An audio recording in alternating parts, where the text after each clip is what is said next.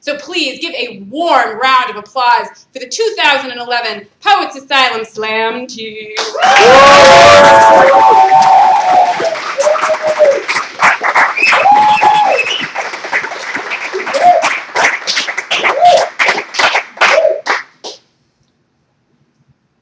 At my job, I've seen faces chiseled so hard by the labor of their lives, it's not really all that difficult to imagine that when these stoic statues are embraced by the open arms of heaven, they will take just a second to take it all in, then simply slap those sentimental hands away like, hey, pal, I don't need your charity. Then they'll get to work, erecting celestial drywall, mixing all them clouds into mortar, hijacking angel heartstrings in order to rewire the...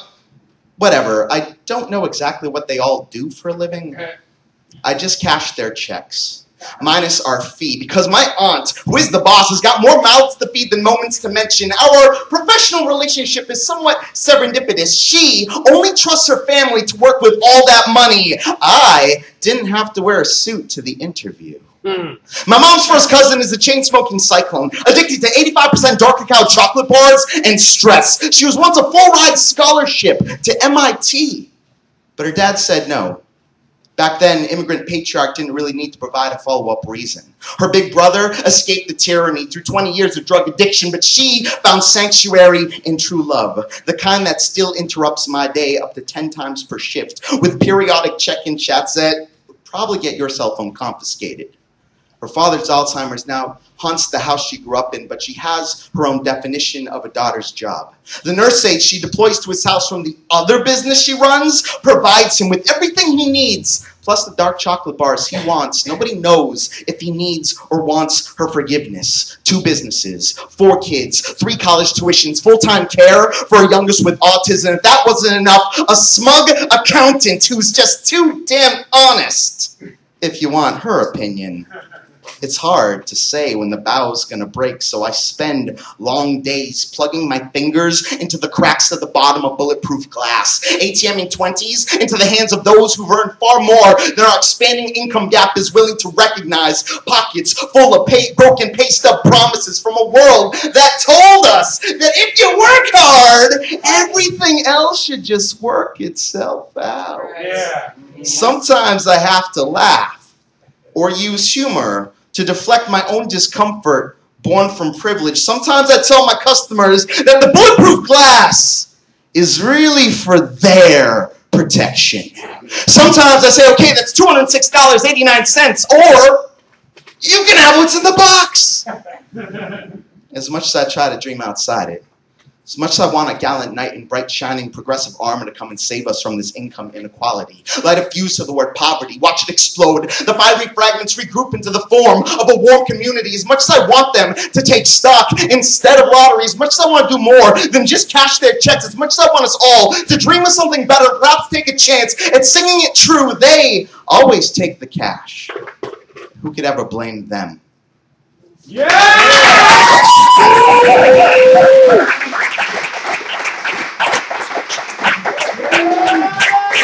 Brandi!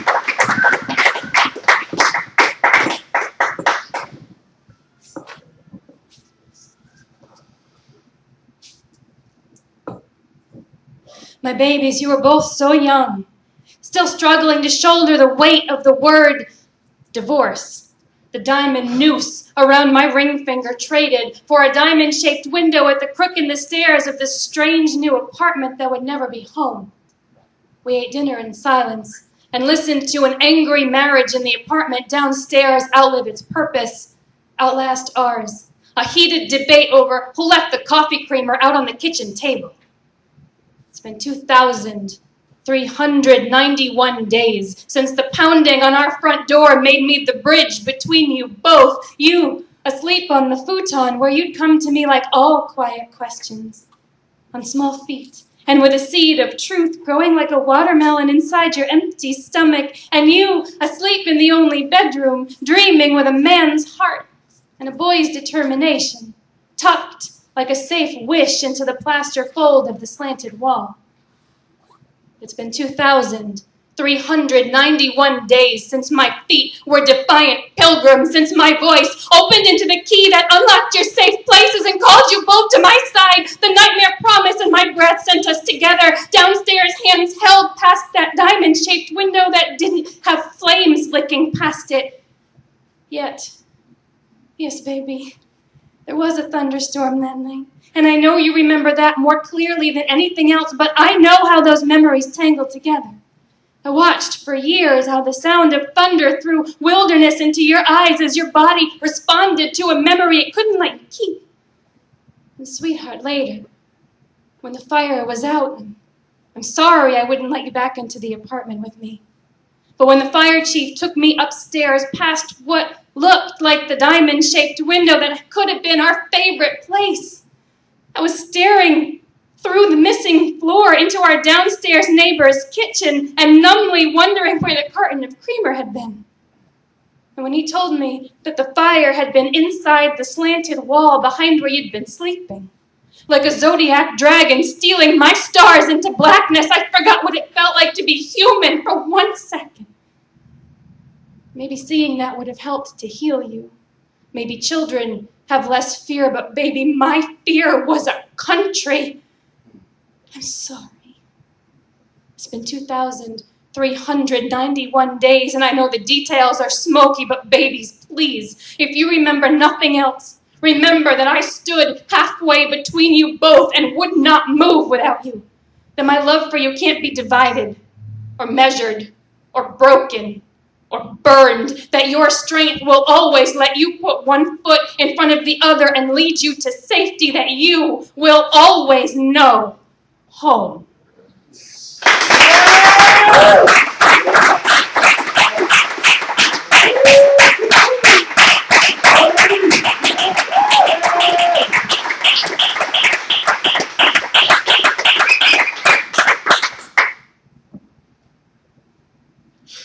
We used to listen to Eric B. and Rakim, KRS-One, Public Enemy.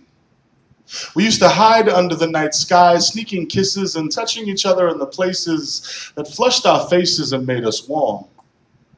We used to run through rainstorms as fast as we could, as if this would keep us from getting wet. It never worked. We gave each other so much. Memories, experiences, such a vast base of reference, but I have one regret. We never danced. We never pressed our bodies together in rhythmic motion to music or to the sounds of leaves on trees swaying in the wind. We never awkwardly stepped on each other's feet as we moved to the beat of our hearts. We used to stand on corners, holding hands, smooching when we thought nobody was looking. We used to steal convenience store cars and run red lights in front of the police. We never thought twice. We watched our friends grow up, go down, get rich, get high, die. We stood together in the fire while the flames licked at our chins and singed our hair. But please, baby, tell me why we never took the time to dance. Never stopped what we were doing long enough to lose our breath and equilibrium under God. When they told me you were gone, I didn't listen long enough to find out what happened. Everything kind of got fuzzy for a few seconds, but when it cleared up, I didn't want to cry. I didn't want to sit and laugh about the good times. All I really wanted to do was move my feet, spin in the sun, run through the rain. But when I dug out the old Eric B. tape, and the D batteries for the boombox cassette, it would not play. The spindle spun, true enough. No sound came from the speakers. It didn't matter to me. I rose to my feet, put my hands where your hips should be, and I danced.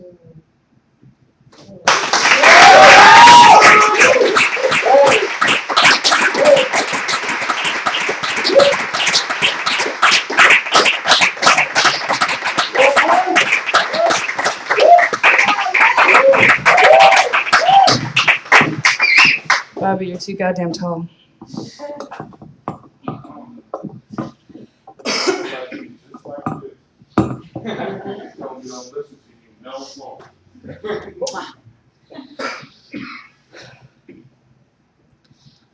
I've never been good at definitions. I've never been good at vocabulary, but one thing, for as long as I can remember, has bothered me. If you look in the dictionary, next to the word beautiful, it says nothing about skinny, perfect, long legs, white smile, brooding eyes. It says nothing about runway models or rock stars. The dictionary defines beautiful as having qualities that give great pleasure to see, hear, think about, etc., delighting the senses or mind. You know what that means, right? That means you get to decide what delights your mind. You get to decide what's beautiful and what's not. Mm-hmm. So how do you define beautiful? Here's mine. Beautiful.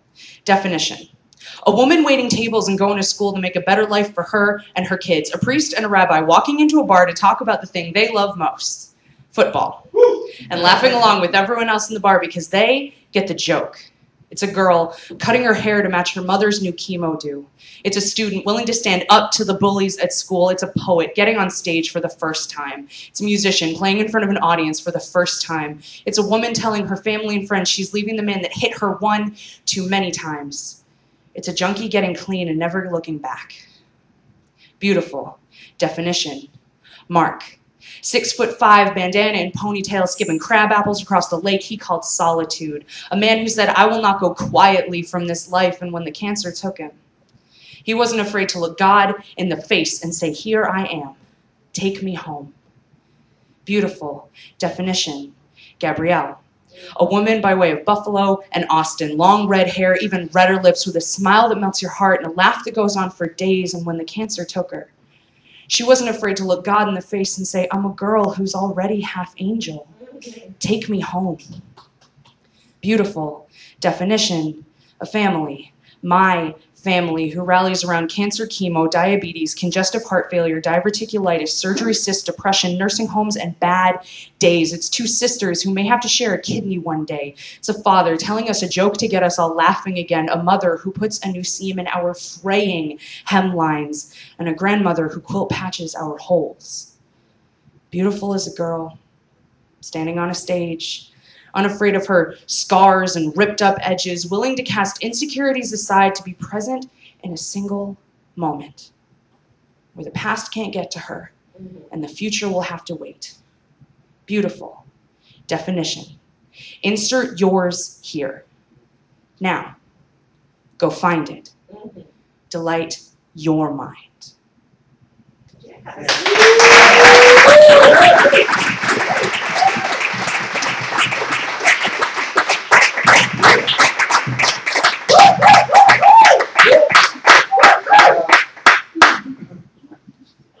So this is the poem that'll get me killed at nationals. Yes! And I don't care. Right.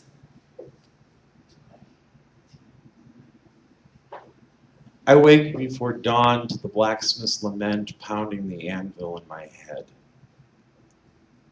I wait for the sunrise, half expecting it not to happen. Turning a shoulder to the perpetual darkness, I'll return to bed, ignoring the warring constellations behind me. I named my daughter Stiletto.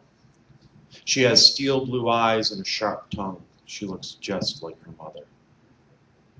Or becomes iron only after a baptism in the fire. Nothing rises from the ash left behind. I make swords so that all the women who'll never notice me will have something beautiful to swallow. I've kept the blueprints to every house I'll never build, false echoes of someone else's home. Our sun is simply a star without a family, a single candle cursing the darkness. The penitent close their eyes when praying, hoping to see the face of God. Master HP is one of the greatest armor makers who ever lived, and we know nothing about him. All that remains are his initials, etched into a breastplate that's now covered in rust.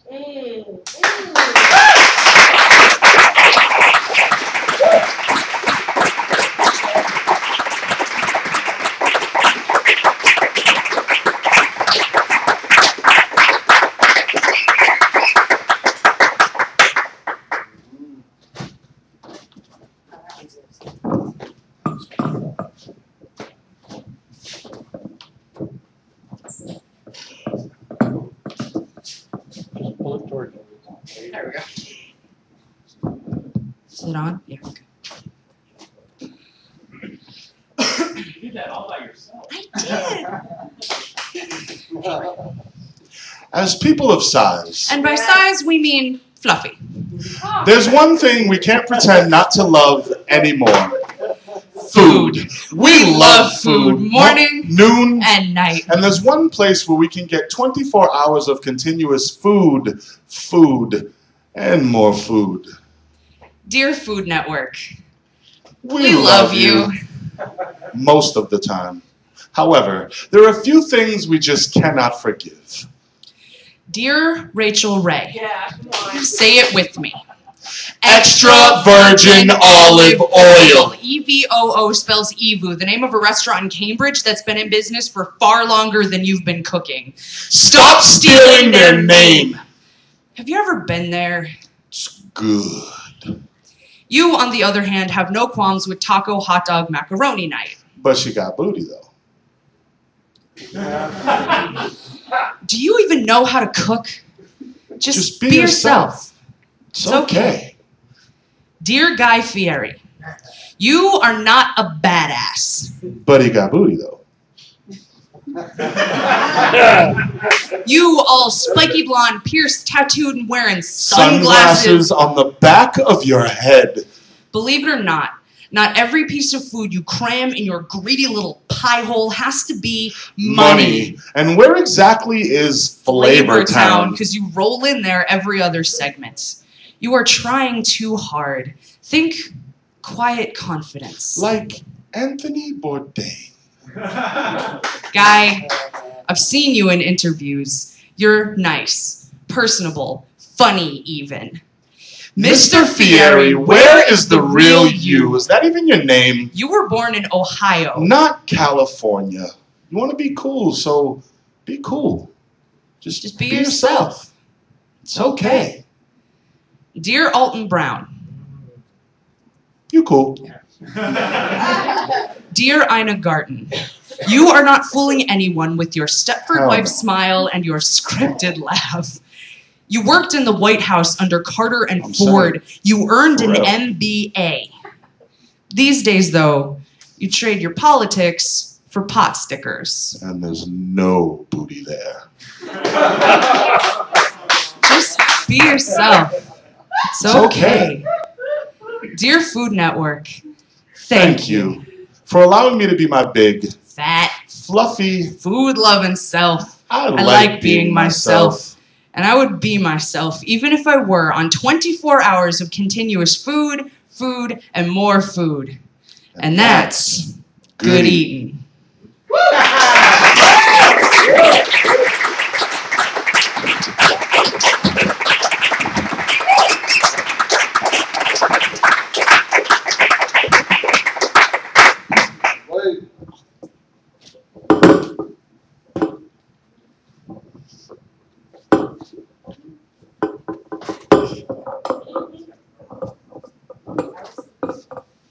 Our roadie, everybody.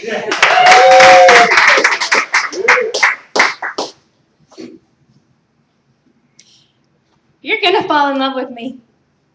If mental illness runs in your family, you'll call me all the time. If you're the kind of guy who collects identities and swords, you'll probably want to marry me. But this time, don't tell me it's because You and I are destined to birth a son who will one day lead the believers to salvation. that's more of a second date conversation. You'll tell me I am irresistibly attractive. And in a way, you'll be right. I don't know what kind of material I'm made from, but I am a freak magnet. When I enter the room, the compass needle of every freak inside points to my magnetic north. Briefly, myself. Their electrons stand at attention and may creep closer and closer. Once, my magnetism was so strong, I sucked the cell phone right from some freak's hand. Yo, put your number in here while I go get a drink. I was thirsty. Being a freak magnet is hard work. I've been flagged down on highways and had my hair braided in the middle of the sidewalk. I've deflected text messages that start off with unicorn sparkle pads! And I've danced with Sweater Vest Guy. You've seen him. Those are just the harmless ones. I can't dodge them all. If they get too close, physics takes over, or maybe it's chemistry. Their open arms invite me into their magnetic field. Their hands stroke the static from my hair until my charge is gone, until I cling to their steel rib cage like the magnetic bird I'm about to become. By the time the cage door locks, their words cut like knives, and I don't stick. I don't stick to knives. Their cold hearts pump Freon through their veins, but I only stick to refrigerators if there's ice cream inside. And although once, the coldest one, spoon-fed me my favorite flavor, I have to believe I was already stuck by then, or I wouldn't have eaten from his hand. I pray to demagnetize this heart so I can slide to the floor and crawl away. Slip under your steel exterior with the dusty refrigerator letters because I'd rather be forgotten than made to spell these plastic words that amuse you and hurt me. I pray to stick to someone who knows I have a breaking point, but doesn't try to find it, who understands that magnetism is a force that's mysterious from both ends. I pray to use this force to hold up something I can be proud of. I try to pray, but my hands won't touch. Yeah!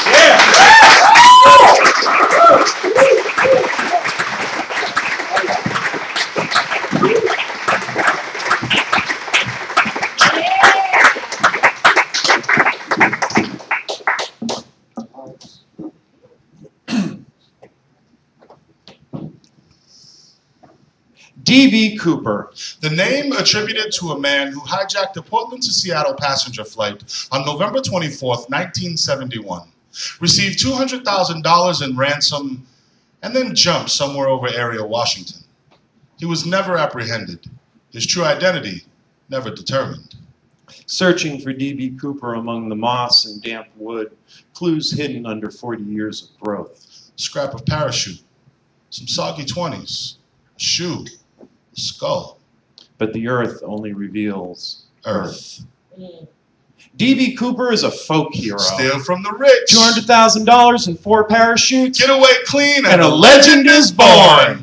But remember Florence Schaefer, the young flight attendant, who saw Cooper's bomb, who was the first hostage, who read his note, who sees evil in every passenger now. I am D.B. Cooper. I shattered my leg in the landing, spent what ransom, survived the fall, quietly getting treated. I never walked flew with a cane. again. I am D.B. Cooper. I died on impact, my bones and ransom scattered by animals and elements. I flew under the name Dan Cooper. Portland resident D.B. Cooper was briefly questioned and cleared, but the name stuck. The people on the plane said, he seemed rather nice. The FBI said he was obscene. They both agreed about the bomb.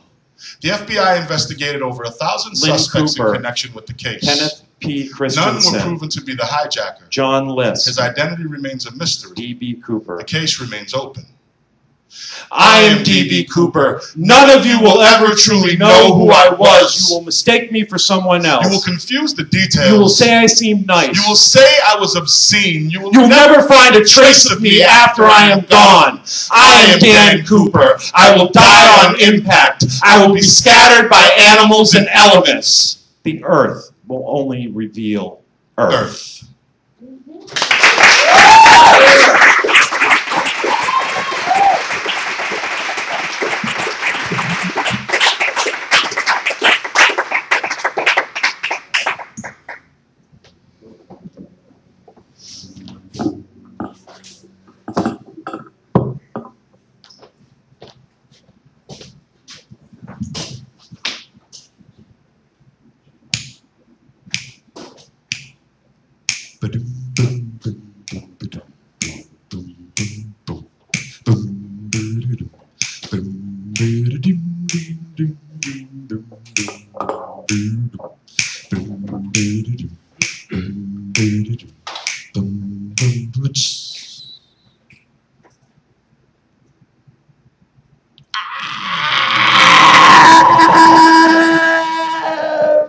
Listen well, my friends.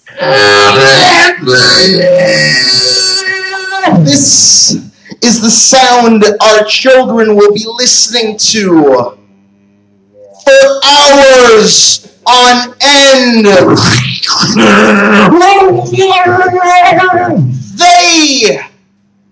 They will call it their music. It's not unlike the sound of dolphins witnessing their families being drawn and quartered by mutated seahorsemen of the apocalypse. It's the sound of the moon's braking mechanism screeching for fear of being contaminated by us. It's the sound of time running out, like inconvenient truths decapitating the headstrong who take all that's wrong, spin, song, dance, sound bites that chew off more than we can stomach.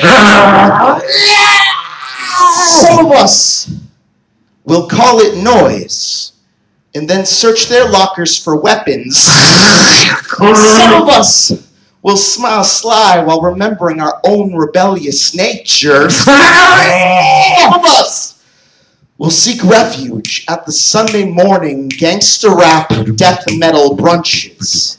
Eggs, sunny side down, poring over copies of the New Yorker, snapping along to Ice-T body count tribute trios, wistful for a simpler, more innocent time.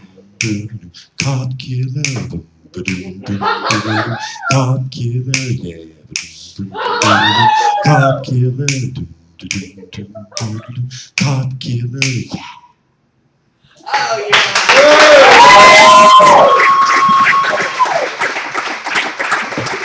Thank you guys so much. We are totally out of poems.